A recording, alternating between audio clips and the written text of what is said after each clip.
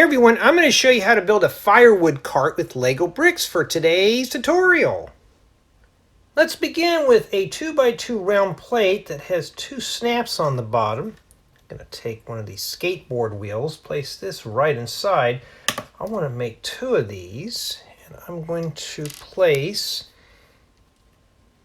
a 2x2 flat tile. We're going to join these two pieces together as shown. Could be a bit of a chore to get that in there. On the left hand side, a 1x2x1 wall panel, set that right there. And in this 1x2 reveal, a 1x2 plate with handle, set that right there. For firewood, take a 1x1 round brick. I'm going to take a 1x1 round flat tile with a log pattern on it. Now I want to make 5 of these. And I'm going to set these right inside the cart. This one will actually fit inside the handle, so you can place that one there.